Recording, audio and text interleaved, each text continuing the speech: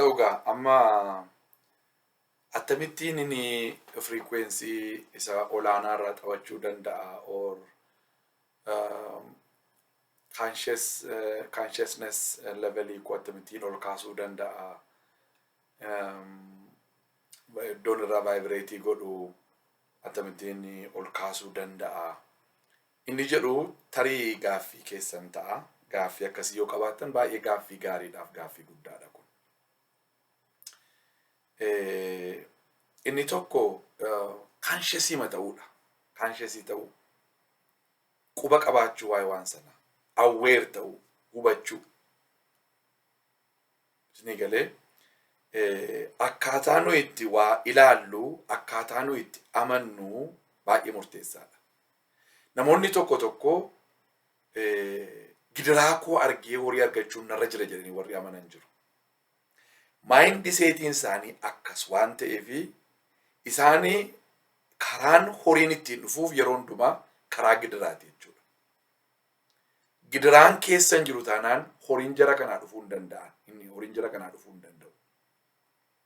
Akkasittiinitu maayindi seetii akkasii qabaatan waan ta'eef. Kanaafuu awweer wanti nuyi taanu maayinni wanti hundumtuu enerjiidha.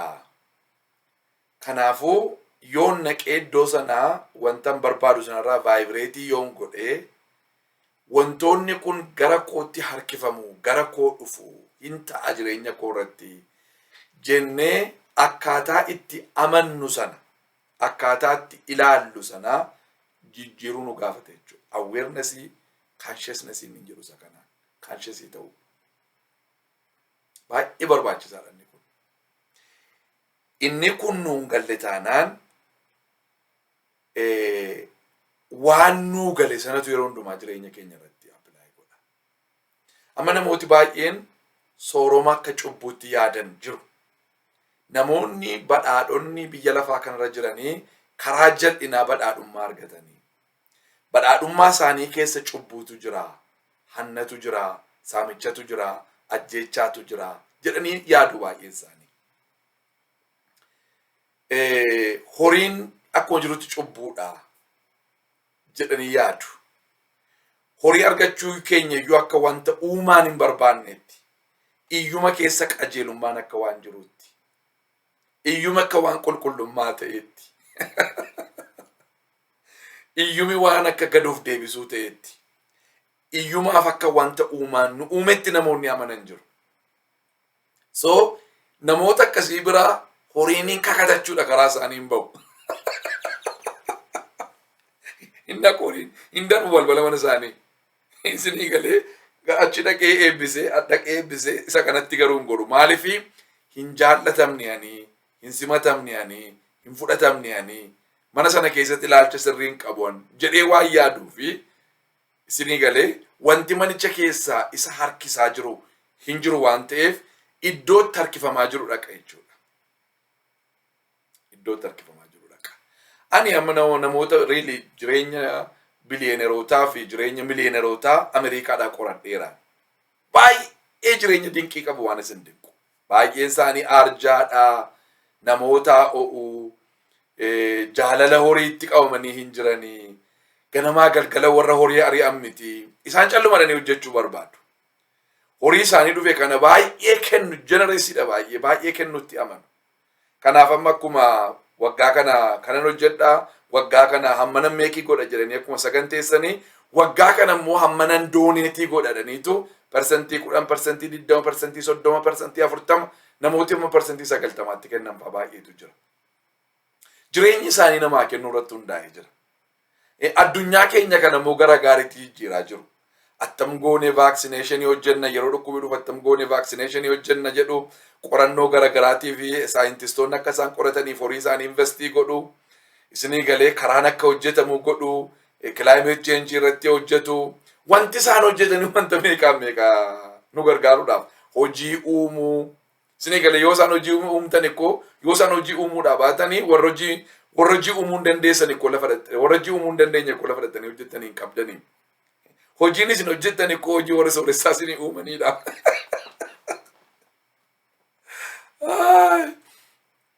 maaltu isaan sooromse yoo jettani waan isaan uumantu isaan sooromse malee hatanii sooroman miti baay'ee. Hatanii sooroman miti baay'een isaanii. Almost hunduma isaanii jechuu dandeessu. Kanaaf garuu maayindi seetiin keessunii isarratti hojjettee jijjiirtu yoo ta'e yeroo sana maalirraa taphataa jirtati? Frequency iyyumaarraa taphataa jirta jechuudha. Frequency iyyumaarraa yoo taphatte expectii gochuu hin dandeessu waan biraa. Dafqa koo coccobseen horii fida yoo jette dafqa kee coccobsitee wanta ati fidduu siinus hin geessu nama kan biraa miti. Sa'aatii 24 duwwaa qabda guyyaa keessatti sa'aatii 8 immoo rafuutu sirra jira. Maatii qabaachuu qabda, fanii qabaachuu qabda. Sa'aatiin hojii yoo baay'ee hojjette sa'aatii 12 yoo bakka baay'een hojjedha yoo jette. Normaaliin hojjedha yoo jette immoo sa'aatii 8. Kanaan immoo yoo meeqasii kaffalameyyuu taap peedii yoo taate yoo nama bakka kaffaltii guddaan nama kaffalamuuf yoo taate yoo ati wanta ati fiddu baay'een isaa hin jiru. Kanaafi akkaataa nuyi itti amannu sana ilaaluun keenya baay'ee gaariidha. Awweer ta'utu nurra jira.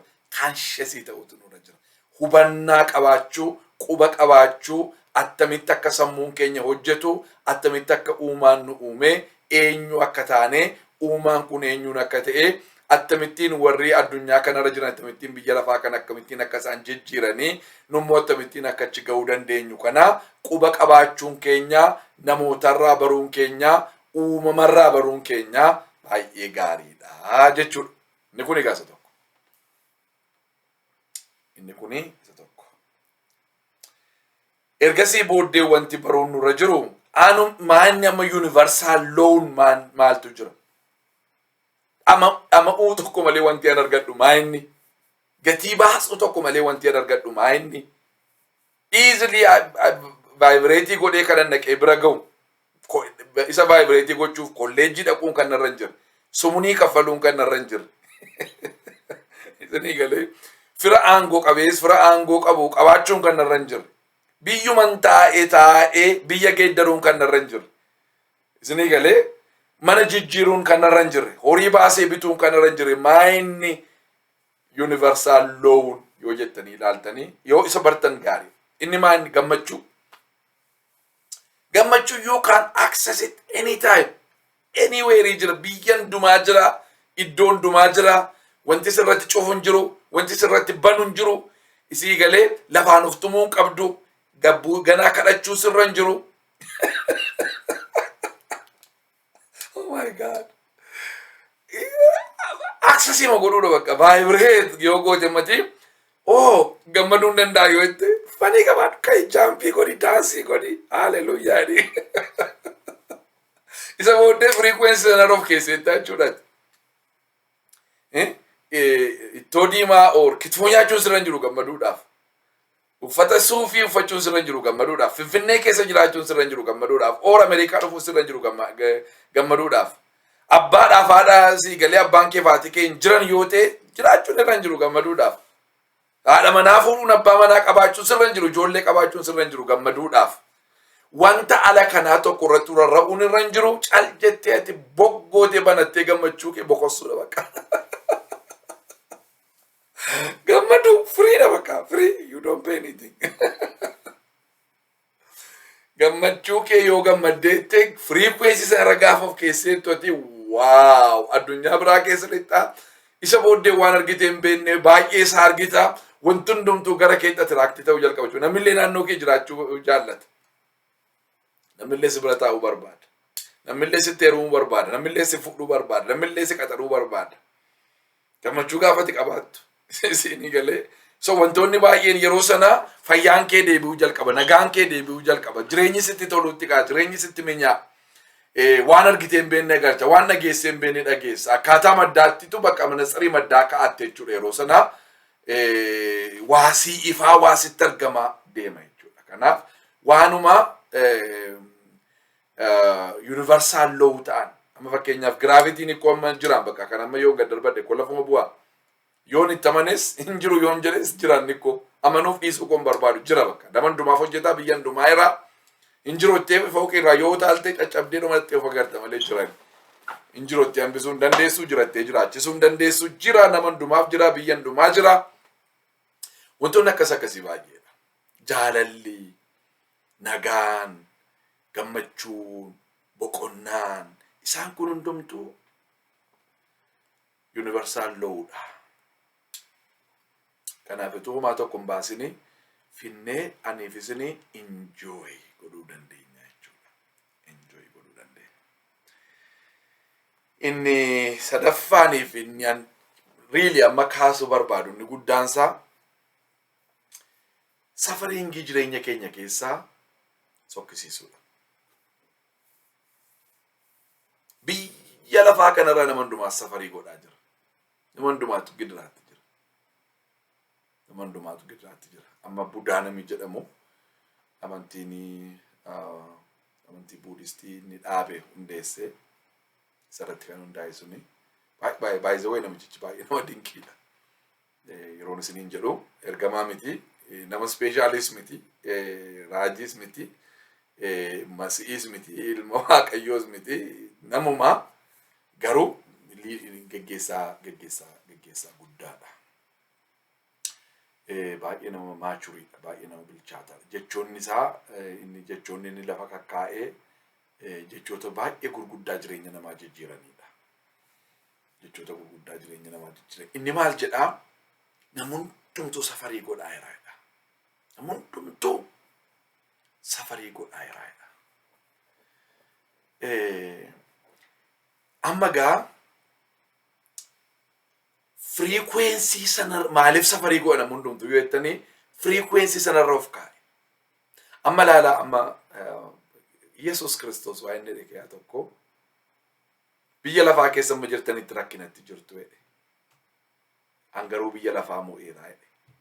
Sabni koo jabaadhaa jedhe. Kana jechuun jechuudha hin mo'amaa jechuudha. Biyya lafaa kana keessa maal tura jechuudha?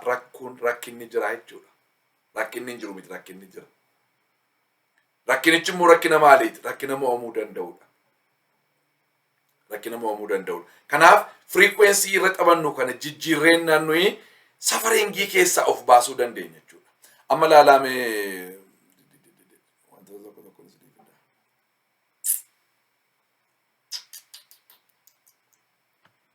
wanta Budaan isa kana antiniinsa anyways awultiinsa safariingiin jedha. Da'uun safariingiidha. Umuriin dabaluun safariingiidha. Dhukkubi safariingiidha. Du'i safariingiidha.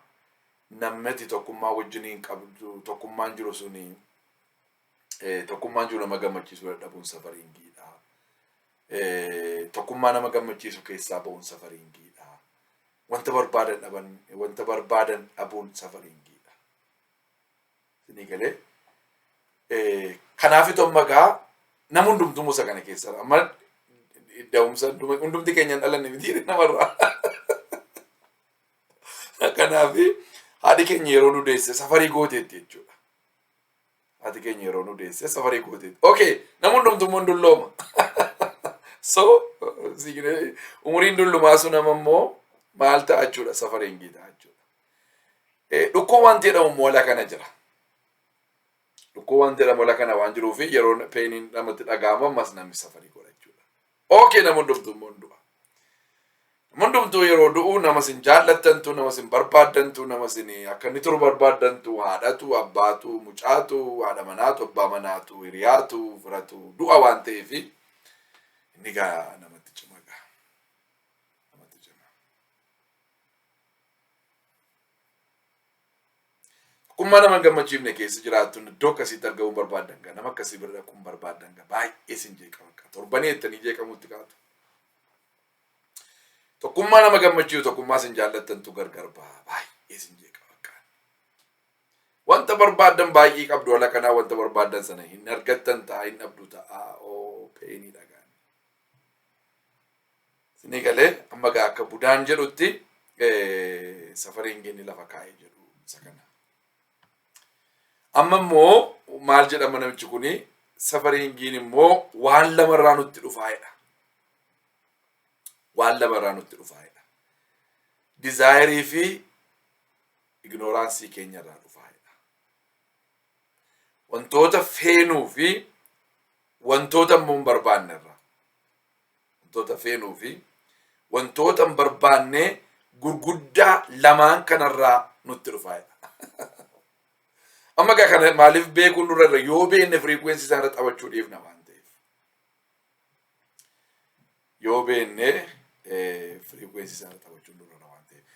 Isaan kana lamaan immoo amma isaan kana immoo iddoo lamatti fida. Tokko waan itti attached taanee jirrudha. Waan itti attached, waan itti hidhamnee jirru. Lammaffaan waan jibbinu. Isaan kana lamaan irraa dhufan masafariingiin yookaan dhiphinni muddame. Amma wanta kana yeroo laaltanii wanta jaallattanii fi wanta hin jaallanne irraa dhufa. Wanta barbaaddanii fi wanta hin barbaanne irraa dhufa. Ni galee wanta barbaaddaniif wanta hin barbaanne irraa wanta jaallattaniif waan hin jaallanne. Waan barbaadan dhabuuni baay'ee safarii nama goosisa. Wanta hin barbaanne argachuun ammas immoo innis ammas immoo ni galee rakkoo biraas itti fida jechuudha. Rakkoo biraas itti fida. Namni waan wantoota itti attachii taanee jirru wanta bakka yeroo hundumaa argachuuf hawwinu waan itti amuummannu waan itti maxxannee jiraannu itti adda ba'uu hin barbaanne waan yeroo hundumaa qabaachuu barbaannu. Fakkeenya isinii kennu amma fakkeenyaaf amma waa'ee mucaa qabda yoo ta'e mucaan keemma waggaa 12 gadi yoo ta'e mucaa keessa na baay'ee jaallatta. Mana barumsaatti ergitaa mana barumsaatti maal ta'inaa laatatte yaadda.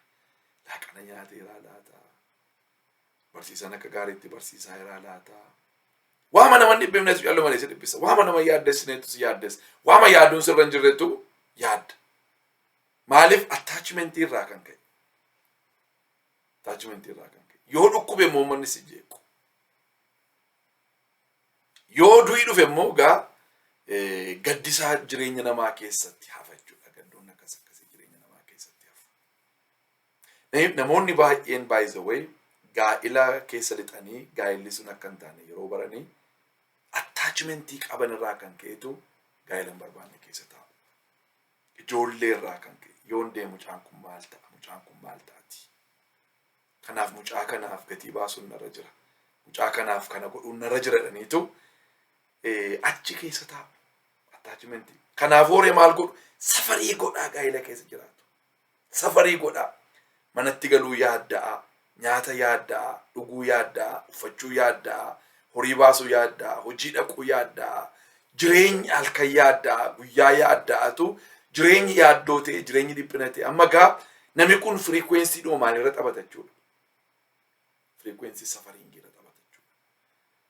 Maal vibratii godhaa oola? Safariingi. Safariingi. Maal vibratii godhaa oola? Negative. Maal attraactii godhare? Negative. Kanaafuu jireenyi isaa maaliif saaxilama? Dhukkubaaf. Maaliif saaxilama? Iyyumaaf. Maaliif saaxilama? Divorsiif. Maaliif saaxilama? Dafanii duudhaaf. Isa kam keessa dhaqee galachuu namichi kun? Isa diimaa keessa dhaqee galachuudha. 200 gaditu taphachuu waan jalqabuu fi ofii isaatiifis nama of rakkisu ta'a. Namootas nama rakkisu ta'a. Hawaasas nama rakkisu ta'a. Jireenyi isaa akka kana ta'a jechuudha. Kanaaf attachmentiin tokko ta'uu kana. Fakkeenyaaf immoo gaa'ila keessa jirtaa haati manaa hin jaallatti abbaan manaa immoo hin jaallatu. Erga keessa galame. Abbaan manaa hin jaallata haati manaa immoo hin jaallatu. So inni isheetti adda ba'ee jiraachuu waan jedhamu yaaduu dadhaba. Isheen immoo isaa wajjin jiraachuu waan jedhamu yaaduu dadhaba. Inni gamaanni garmalee attached ta'eera gaa'ila sana. Isheen garmalee attached taateetti. Kanaaf attachmentii qabnu kana ilaaluun gaariidha. Attachmentii qabnu kana ilaaluun gaarii. Attachmentii keenya irraatu safariingiin keenya baay'een isaa dhufa. Attachmentii nu ijoollee wajjin qabnu baalaansii ta'utu irra jira. Maaliif du'a waan jedhamutu jira. Yeroo namni du'u fudhachuutu nurra jira. Yeroo mana barumsaa ijoolleen dhaqanii mana barumsaa dhaqaniiru yoo rakkoo yoo uumame barsiisaan naa bilbilaa yoo rakkoon uumame rakkoo hundumaatiif hiiki jira. I will try to solve it. That's it. rakkoo kana hiikuu irratti hojjedha. Waan hiikuu dandeessu hiikuu, waan hiikuu hin dandeenye dhiisu. Garuu ati yeroo hundumaa wanta ati vaayibireetii gochuun sirra jiru waa'ee kees waan gaarii, waa'ee ijoollee kees waan gaarii. Isa kanaan bu'aa amma nan jedhamne buufattaati. Yeroo mediteetii gootu an fayyaadhaa, an nagaadhaa, an gammachuudhaa, an jaalalaa, an badhaadhaadhaa, an umurii dheeraan jiraadhattee an tajaajila addaan biyya lafaatii kennuudhaaf biyya lafaarra jirattee amma anki akka ittiin mediteetii goote yoo ta'e kan haadha manaas yoo akka itti goote yookaan kan abbaa manaas kan ijoollee kees yoo akka ittiin goote si galee waan isaan ta'u irra jiranii wajjin ijoolleen kee pirezidaantii akka isaan ta'an barbaadda yoo ta'e inni pirezidaantiidha, isheen pirezidaantiidha, isheen fayyaadha, nagaadha, gammachuudha, boqonnaadha, miliyeeneriidha, biliyeeneriidha, I don't care. Akkaataa barbaaddetti jechuudha. Akkaataa si galeetti, akkaataa enlightenmentii keetiitti, akkaataa si mul'ate sanatti yoo goote cinqiin qabdu jechuudha yeroo sana. So attachmentii kee hundumaa iddoo kanatti hiikuu dandeessa jechuudha akka ittiin. Waa'ee ijoollee kee waan sirrii yaaddee, waan sirrii mediteet gootee, waan sirrii hojjettee fi waa'ee ofii keetiis, waa'ee gaa'ela keetiis, gaa'ela koo keessa waan jiru hundumaa. So yeroo sanaa attachmentii hundumaaf itti hiiku. Eenyuun maleeyyuu jiraachuu akka dandeessu irratti hojjechuun kee baay'ee barbaachisaadha. Gaa'ela dura turtee, ijoollee dura turtee, si galee qabeenyaa dura turtee ati isaan kan hundumaa situ fida waan ta'eef, situ fides waan ta'eef waan fiddee irratti waan fiddeetti attaachii of hin godhin. Ijoollee jibbaa jechaan jiruun, horii jibbaa jechaan jiruun garuu attachmentiin hin barbaachifne solvii godhuus hin dandeessu. Amma waa'ee ijoollee dhiphattee waan itti dhufu oolchuu hin dandeessu. Bara kee hundumaa boosseesi mucaa du'e kaasuu hin dandeessu.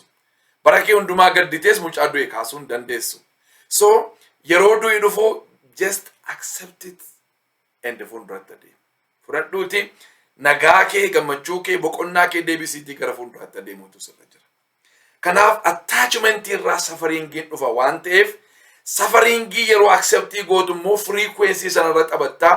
Safarii keessa jiraattee immoo enlightenmentiin hin dhufu, peacein hin dhufu, joyin hin dhufu, happinessin hin dhufu, wantoonni kan biraanis hin dhufanii. Kanaaf isa diimaa keessa dhattee taphatta jechuudha. Kanaaf ati wanta ati gochuun sirra jiru safariingii sana release godhi adeemuuti. Safariingii suni of keessaa deemsisi. Safariingiin maal irraa dhufa? Waan jaallattuuf waan jibbitu irraa dhufa safariingiin. Kanaaf waan jaallattu waan itti attached taatee jirtu. Attachmentii ciccimaa bondeejii gurguddaa ittiin hidhamtee jirtu baay'ee isaa hiikuun kee gaarii. Abalu malee jiraachuu hin danda'u isa jedhu dhiisi. Hin dandeessa jiraachuu. Abalu malee jiraachuu hin danda'u seedhu kanaaf fooyyessaa deemuutu sirra jira jechuudha. Utuu kanan godhini ijoollee keef jaalala dinqii kennuu hin dandeessu. Jaalala ijoollee duwwaa miti nama hundumaa jaallachuu, ijoollee duwwaa miti uumama jaallachuu, ijoollee duwwaa miti of jaallachuu, ijoollee duwwaa miti uumaa jaallachuu. Jaalalaati waan taateefi nama hundumaa jaallatta. Ijoollee kee irra dabartee iyyuu. Kanaaf waa'ee ijoollee yoon attachmentii cimaa wajjin qabaachuu baadhe nan jibbaa ittee yaadin. Ijoollee kee yeroo hundumaa jaallattaa, yeroo hundumaa waan addaa gootaa fi si keessatti iddoo addaa qabu, ulfina addaa qabdaa fi simannaa addaa qabdaa fi waan dandeesse hundumaa gootaaf ijoollee keetiif. Garuu attachmentii safariingii fiduu hin godhatin. Ijoollee keef gaa'ela kee wajjiniin, nama biraa wajjiniin, eenyu wajjiniin, horii wajjiniin, waa wajjiniin attachmentii safariingii fiduu hin godhin. Inni lammaffaan immoo waan jibbitu. Waan jibbitu. Maal sii kaasuu fakkeenyamaa waan kaanan jibbaanii yoo jettee yaaddee already mindii kee akka ittiin seetii gootetta waan ta'eef wanti sun yeroo dhufu mana kanan jibbattee yeroo mediteetii gootu wanticha harkisaa hirtati. You are attracting. Kanaaf akkas akka hin taanetti wantoota jibbitu baay'eettis of hin rakkisin. Resistaansii uumta waan ta'eef yeroo sana. Amma yoo namoonni rejectii na godhan sini galee namoonni amma yoo rejectii na godhan namoonni yoo na fudhachuu didan jettee yoo aartete why you care? Namni yoo si fudhachuu dide maal si lakkisiisiin? Jiraadhu ofii keetiif. Nama kana of fudhachiisuun narra jirattee fudhachiifte miti. Humnaan miti. Garuu ati ofii keetii isaan simachuudhaan si simatu isaan. Isaan fudhachuudhaan si fudhatu isaan. Isaan kabajuudhaan si kabaju isaan. Isaan jaallachuudhaan si jaallatu malee akkas godheen of jaallachiisa humnaan miti. Akkas godheen of fudhachiisa. kan hojjedheen nama amansiisa, kan hojjedheen nama fudha. Anama sin amansiisuudhaaf isin barsiisaa jira mitiyan. I'm teaching you for your own benefits. Waan bu'aa keetiin malee ani bu'aa kootiif si barsiisaa hin jiru. Yoo amantees yoo dhiiftees I really don't care. Yoo amantees yoo dhiiftees waan tokko waan danda'u hin jiru, wanta miidhamu hin jiru. Nama mileenii 10 biran gaadheera. Isinii galee nama mileenii 10 yoo jijjiiramu okay, all right. Ani gammachuu koo ittan fufaan, gammachuu koo hin jeeqwan, gammachuun koo kan irratti hundaa'ee hin jiru. Ani gammachuu naa kenname sana uumaa biraa sana argadhe sana dhandhamataa jiraachuun barbaada. Kanaaf yoo namni sin ganes dhimma hin qabaatina, yoo namni gaa'ela keessatti namni sin dhiise deemes okay adeemtu, all right adeemu. Addunyaan isa dhugaa miti waan ta'eef noo hin deemottee mataaf miillatti of hin buusin. Yoo har'a mileenii 2 Afrikaa qabdatee mileenii 2 sanarra yoo kasarte okay, that's fine. Bor mileenii 10 meekii goota waan ta'eef that's fine. Kanaaf wantooti ati hin barbaanne kisaaraan, salphinni, divorsiin, wantoonni akkasii jireenya kee irratti dhufee yoo wal qabee isaan kana hundumaa ilaaltee jireenyi kee akka inni iddoodhaa hin jeeqamne siin jechuun barbaada. Ama budaamti kun akka jedhutti waan hundumaa fi yeroo hundumaa falli jiraadha. Falli sun immoo yeroo hundumaa jira, iddoo hundumaa jira, si bira jira, amma fuuteetti gargaaramuu dandeessa jechuudha. Kanaaf muddama koo kana keessaa karaan itti ba'u hin jiru. Gadda koo kana keessaa karaan itti ba'u hin jiru. Rakkina koo kana keessaa karaan itti ba'u hin jiru. Kisaaraa kana keessaa karaan itti ba'u hin jiru. Itti mataan cabin waan hundumaaf karaan ittiin keessaa ba'an jira. Kanaafuu adeemu safariingiin akkati ol baatee vibrating goone si dhowwa waan ta'eef isaan kana irratti hojjechuun baay'ee gaariidha. Qabxii kana sii kaaseen fixaa. You are not your body, your emotions, your thoughts, or your perceptions. All of that is what you have. Wantoonni kun waan ati qabduudha malee simiti. Ani kana itti ofi waamini. Isaan kana waan ati qabduudha malee ati isaan kana miti jechuudha. Neutraalii of gochuu hin dandeessa. Isaan kana dhaabattee dhuga baatuu warra kanaa ta'uu hin dandeessa. Happiness is your natural state. Uumamumaan wanta nuu kennamedha jechuudha. Kun akkuma silaa keessa deddeebi'ee isinitti haasa'aa ture uumamumaan waan nuu kennamedha waan ta'eef universal law'dha. Universal law yeroo kamiinuu accessii godhuu dandeenya.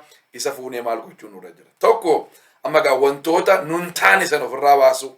Ana miti isa qabnuu fi ofii keenya isa jedhu san adda baafnee beeku barbaachisaadha. Okay? Erga isa barree immoo universal law waan ta'an immoo kan keenya gochuu cufaan jira kanaan. Universal law waan ta'an gammachuu, nagaan, boqonnaan, aragalfiin, fayyaan isaan kuni natural state keenya. Safariingiin immoo jira waan ta'eef isaan immoo akka isaan deemanii heeyyamuufiin gaariidha. Adeemanii yeroo san akka jirutti maal goona baay'ee bustii goona jechuudha. Vibrationii keenya yookaan immoo level of consciousness keenya gara isa gubbaatti ol baafnee 400, 500, 600, 700 irra taphachuu hin dandeenya jechuudha. Kanattiin ol kaasuu hin dandeessu.